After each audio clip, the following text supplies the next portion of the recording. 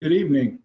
Brevard County would like to welcome you to the virtual public meeting for the St. John's Heritage Parkway Alternative Corridor Evaluation Study. My name is John Denninghoff, and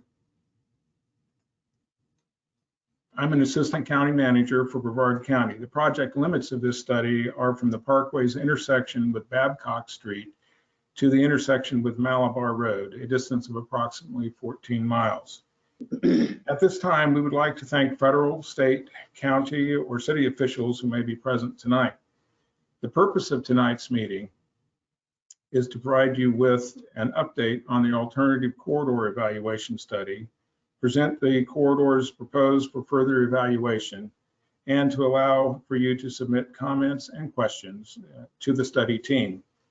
All questions and comments will be responded to in writing following tonight's meeting to allow staff to provide you with the most thoughtful and accurate responses. Please visit the project webpage to view project information as well as maps of the corridors that we will be presenting to you this evening. I would like to now turn the presentation over to David Dangle, who is the consultant project manager for this study.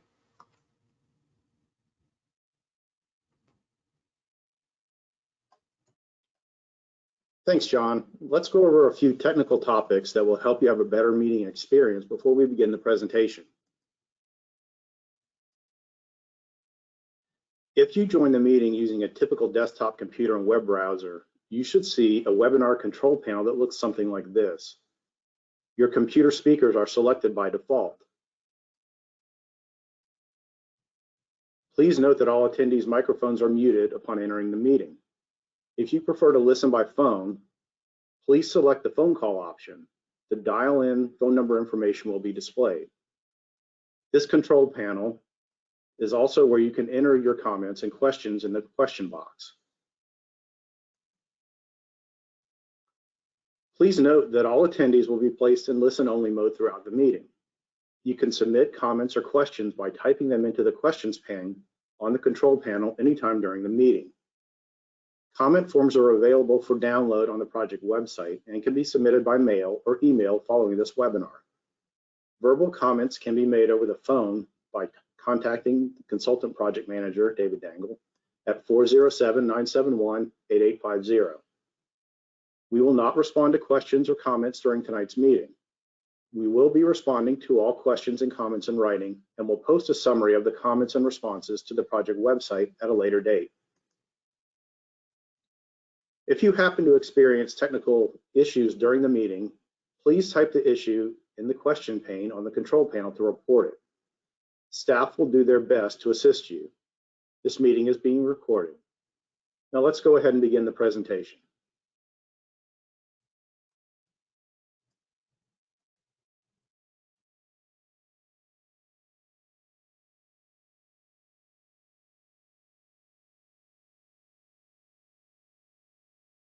Welcome to the public meeting for the St. John's Heritage Parkway Alternative Corridor Evaluation Study. This meeting is being held in accordance with Title VI of the Civil Rights Act of 1964. Public participation is solicited without regard to race, color, national origin, age, sex, religion, disability, or family status. Persons wishing to express their concerns about Title VI may do so by contacting the Brevard County Title VI Coordinator, Brian Breslin, by phone at 321-637-5347 or by email at titlevi.ada@brevardfl.gov. Title VI information has been included in the meeting notifications and on the project website. Tonight's agenda includes the introductory remarks just made, followed by this presentation. We encourage you to ask questions and provide comments during tonight's virtual meeting and throughout the life of the study. As mentioned previously, written responses will be provided at a later date, and a summary of the comments and responses will be posted to the project website. Please note that the environmental review, consultation, and other actions required by applicable federal environmental laws for this project are being or have been carried out by FDOT pursuant to 23 United States Code Section 327 and a Memorandum of Understanding dated December 14, 2016, and executed by FHWA and FDOT. Additionally, the study is being conducted in accordance with Title 23 United States Code Section 168, Integration of Planning and Environmental Review. Let's begin with an overview of the study area. On the left, you can see the two existing segments of the St. John's Heritage Parkway. The first segment runs from Malabar Road north to the I-95 Ellis Road interchange. The second segment begins at Babcock Street and continues east to the I-95 St. John's Heritage Parkway interchange. In the right image, you can see the terminus at Babcock Street on the south and Malabar Road on the north define the study area. The existing conditions in this study area are being evaluated. This includes the natural, social, cultural, and physical environments. The study began in January 2020 and is scheduled to be completed in the spring of 2022. Activities completed to date are initial data collection, the existing conditions analysis and report, and several stakeholder meetings with landowners, agencies, and the project working group. We are currently in the corridor development and evaluation phase. One of the main reasons this meeting is being held is to present the project and to obtain feedback and input on the proposed corridors being evaluated. A working group was formed at the outset of the study. The working group includes the Space Coast Audubon Society, the Sierra Club, St. Johns River Water Management District, Melbourne-Tillman Water Control District, Space Coast Transportation Planning Organization, and other governmental and non-governmental agencies and area property owners. The working group met in August 2020 and will meet again following this public meeting. An alternative corridor evaluation, or ACE, is the first phase of the transportation development process involving new corridors. The ACE process follows FDOT's process and establishes the project's purpose and need, defines the environment of the project area using land suitability and resource mapping, proposes improvements to address the project need, identifies potential environmental impacts, evaluates engineering feasibility, and identifies fatal flaws, includes public involvement and agency coordination, and documents the process. The goal is to identify potential corridors to be evaluated in detail at the next phase, being the Project Development and Environment, or PD&E study. It should be noted that future phases are not funded at this time, including the PD&E study. Because new corridors requiring the ACE process isn't as common as widening an existing roadway, let's go over what an ACE does not cover. The ACE process does not include stormwater ponds or floodplain compensation, structural analysis, survey, detailed field surveys, mitigation measures, air and noise evaluations, cultural resources evaluations, Section 4F evaluations, permitting, and adjacent land use issues such as prescribed fire. These items would be addressed in future phases, such as the PD&E study or design, if the project is funded and moves forward.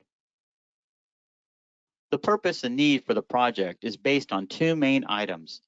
The first is system linkage, meaning we are evaluating filling the approximately 14-mile gap in the St. John's Heritage Parkway between Babcock Street and Malabar Road. The second item includes economic development. The City of Palm Bay has a project documented in their comprehensive plan and plan for the integration of future land use and transportation. The study is being conducted in accordance with the Federal Highway Administration's Planning and Environmental Linkage, or PEL guidance.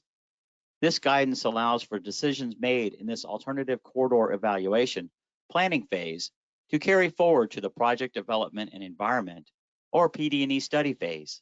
These regulations are guiding the overall process. The St. John's Heritage Parkway ACE study will follow the Efficient Transportation Decision-Making Process, or ETDM, planning screen. During ETDM, we will define the purpose and need, eliminate corridors that do not meet the purpose and need, screen viable corridors, and draft the Preliminary Environmental Discussion, or PED, the Methodology Memorandum, or MM, and the Alternative Corridor Evaluation Report, or ACER. Ongoing coordination with the Environmental Technical Advisory Team, or ETAT, will continue throughout the ACE study. Aligning with the Space Coast Transportation Planning Organization's long-range transportation planning methodology, the Federal Highway Administration scenario planning principles and methods are also utilized in this study. Scenario planning is a hypothetical exercise that compares multiple alternative future scenarios. It allows us to test various land use development patterns and roadway network elements to understand the range of impacts associated with various scenarios. This exercise helps us understand how effective future alternatives can be in comparison to others. 9 scenarios were evaluated against the no-build alternative. The evaluation considered environmental, quality of life, transportation performance, and economic factors. In summary, building the Parkway does not have a major impact on roadway network congestion, but generally results in a slight decrease in congestion network-wide. Alternative land use pattern and transportation network scenarios may also achieve similar results to constructing a new facility. However, changes in existing policies may be needed to implement them. Because the St. John's Heritage Parkway is a regional connector within southern Brevard County, it is anticipated to have a regional impact. Thus, all major roadways south of US 192 were analyzed within the traffic analysis. These maps show the future land use in addition to major property owners and planned developments in the study area. The City of Palm Bay future land use map identifies lands within the study area as mostly recreation and open space, rural single-family homes, and industrial, with some areas indicating public space and commercial future land uses. The Brevard County future land use is generally identified as single-family residential, agriculture, residential 1 unit per 2.5 acres, with industrial, rural single-family, and public conservation mixed throughout. Within the study area, there is one development of regional impact identified as a commercial facility, BRP Incorporated, which has been in operation for several years. Existing and planned regional developments and other lands identified within and adjacent to the project study area will be further analyzed as part of the scenario planning, land use evaluations, and traffic forecasts. These wetlands and wildlife habitat maps show the wetlands and potential wildlife in the project study area. The majority of the wetlands are associated with the Three Forks Marsh, with connections to the St. Johns River in the western portions of the study area. Many of the systems have been altered for agriculture, such as ditching to create pastures for grazing or row crops. Other systems have been excavated, changing their ecological function considerably to create lakes and ponds.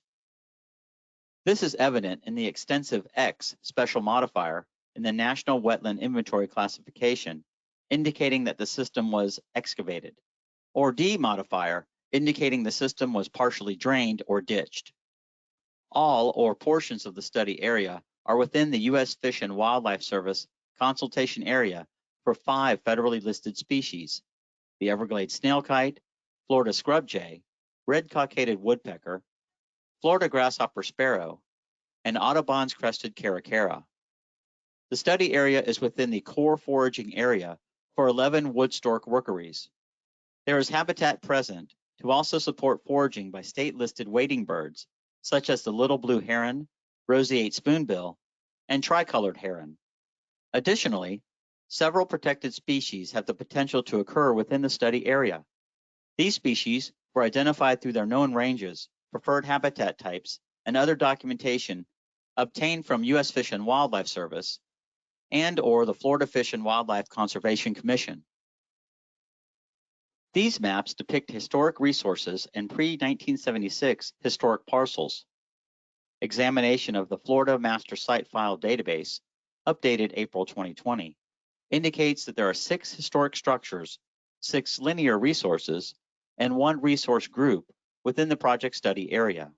Of these historic structures, all but one has been determined ineligible for the National Register of Historic Places by the State Historic Preservation Officer. One linear resource, the C40 Canal, BR 02569, was documented in 2010 as part of a study of the Three Forks Marsh Conservation Area. This early 20th century canal runs north-south through the study area and has been modified as recently as 2009. The State Historic Preservation Officer determined that insufficient information was available to make a National Register of Historic Places eligibility evaluation for this resource. These maps depict community features and public lands. Community features located within the project study area include religious facilities, public schools, parks, and a fire station. Public lands include the Three Forks Conservation Area in the western portion of the study area, the T.M. Goodwin Waterfowl Management Area along the southwestern portion of the study area, and the Micco Scrub Sanctuary located just southeast of the study area, and the St. Sebastian River Preserve State Park located directly south of the Micco Scrub Sanctuary and southeast of the study area. Smaller pockets of public lands, parks, and recreation areas are also present in the study area. Utilities and contamination sites are shown on these maps. Utility agency owners included within the study area are City of Palm Bay Utilities, Florida Power and Light Distribution, Florida Power and Light Transmission, AT&T Distribution, Unity Fiber, and Charter Communications Bright House Networks. 40 potential contamination sites were located within the project study area. 19 of the 40 sites are ranked low, and the remaining 21 are ranked medium based on the contamination potential risk rating system developed by FDOT. Land Suitability Mapping, or LSM, is a mapping methodology that incorporates and evaluates several different geographic information systems, or GIS layers, related to cultural, natural, social, and physical environmental resources. This map shows how LSM is used when evaluating areas in which to develop new corridors. It helps to identify areas of avoidance and areas of opportunity where corridors can be developed. Stacking the GIS data creates a shading effect that increases in darkness in areas where multiple resources are present. In order to develop potential corridors, possible roadway typical sections were first identified. We looked at a 2-lane expandable to 6-lane typical section, which requires approximately 160 feet of right-of-way. With this in mind, we used 300-foot wide corridors to allow for flexibility in future phases. This is a common procedure in the ACE process. This is what a 4-lane expansion of the initial 2-lane roadway would look like. There will be no impacts to the initial 2 lanes when constructing the additional lanes. The locations of median openings will be based on where development occurs. If expansion to 6 lanes is needed in the future, the additional lanes will be added to the median area. The land use suitability, or LSM mapping process, was used to identify several potential corridors. Here we see all of the corridors laid out in what we call the spaghetti plot. Initial evaluations resulted in 5 viable potential corridors. Corridor A begins at Babcock Street and utilizes a right-of-way donation on the south side of Waterstone and continues along the south side of Rolling Meadows. It then threads north between Willowbrook Farms and Rolling Meadows. The corridor then continues on a western alignment until crossing the C38 Canal, turns northward, and runs parallel to Wingham Drive. It continues on a city-owned parcel west of BRP US. It then crosses Three Forks, which cannot be avoided, ultimately ending at Malabar Road. Please note that all 5 corridors follow the same alignment north of the compound. Corridor B begins at Babcock Street and utilizes a right-of-way donation on the south side of Waterstone. It then threads north between Waterstone and Rolling Meadows.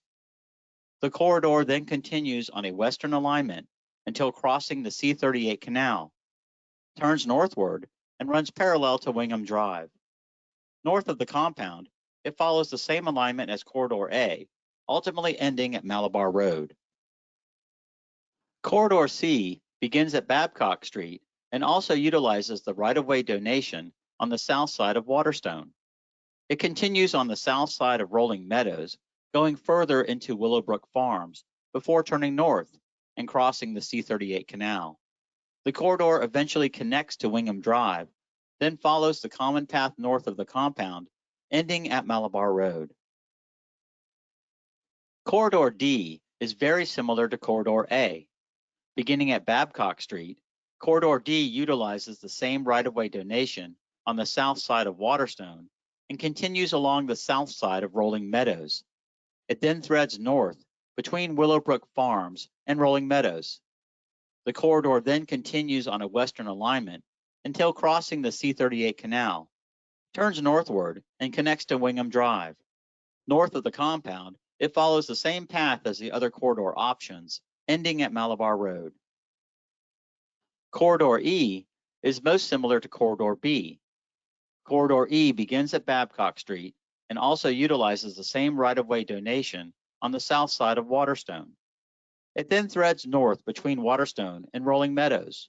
The corridor then continues on a western alignment until crossing the C-38 Canal, turns northward, and ultimately connects to Wingham Drive. It then follows the common alignment, ending at Malabar Road. As part of the alternative corridor evaluation process, a methodology memorandum, or MM, will be developed to document which factors will be used to compare corridors. This methodology memorandum will be reviewed and approved by the FDOT Office of Environmental Management.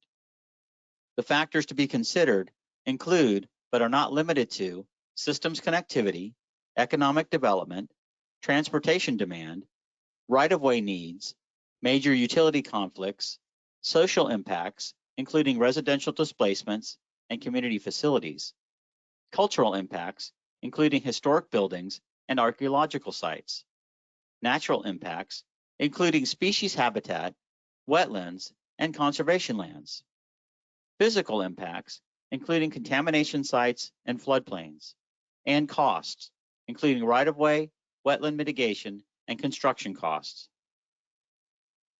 For an ACE study, species surveys are not conducted, so several assumptions are made. It is assumed that there is uniform quality for listed species habitat and that there is a presence of the listed species within the suitable habitat. It is also assumed that there is a uniform distribution of listed species within the suitable habitat. The uniform quality of wetlands is assumed. It is also assumed that there is uniform contamination levels within each type of agricultural, illegal dumps, and equipment chemical storage occurrences. Several factors will be quantified and documented in a comparative evaluation matrix of the corridors. This matrix will consider whether the corridor satisfies the purpose and need for the project, the level of environmental impacts, the engineering performance, the level of support for each corridor by the stakeholders and by the public, and the cost for each corridor. The matrix will also include the recommendation of whether or not to further consider each corridor in the PD&E study phase. The Alternative Corridor Evaluation Report, or ACER, will be drafted as part of this study. The ACER will outline the project's purpose and need, existing and future conditions, methodology used in evaluating the alternatives, as well as documenting the public involvement and agency coordination that occurred during the study. The ACER will present 2 or 3 corridors recommended to be advanced to the more detailed project development and environment study. Your input is critical.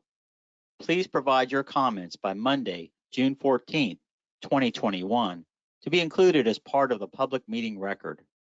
Comments can be provided to the consultant project manager, David Dangle, by email at ddangle@inwoodinc.com, by phone at 407-971-8850, or by mail to Inwood Consulting Engineers, 3000 Dovera Drive, Suite 200, Oviedo, Florida, 32765.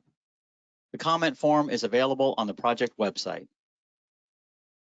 Please visit the project website at brevard.gov/publicworks/st-johns-heritage-parkway-alternative-corridor-evaluation. For more information regarding the project, here you can view project materials, download a comment form, and learn more about the study. Moving forward, the project team will continue to receive public input, coordinate with local governments and stakeholders, progress the ETDM planning screen, refine corridors, and select viable corridor alternatives. These alternatives will be presented at the second public meeting anticipated for early 2022. Please note that the no build or do nothing option remains a viable option throughout the ACE study process. Thank you for attending tonight's virtual public meeting regarding the St. John's Heritage Parkway Alternative Corridor Evaluation Study. If you would like more information or have any questions about the project, please contact Brevard County's Project Administrator, Jeanette Scott, by phone at 321-617-7202 or by email at jeanette.scott@brevardfl.gov. We will leave the GoToWebinar open for 10 more minutes to allow you time to provide comments or ask questions. Please type them into the question pane of the GoToWebinar. Additionally, comment forms are available for download on the project website and can be submitted by mail or email following this webinar. Verbal comments can be made over the phone by contacting the Consultant Project Manager, David Dangle, at 407-971-8850. As a reminder, we will provide written responses to all questions and comments at a later date. Thank you again for your participation in the virtual meeting, and we look forward to your comments.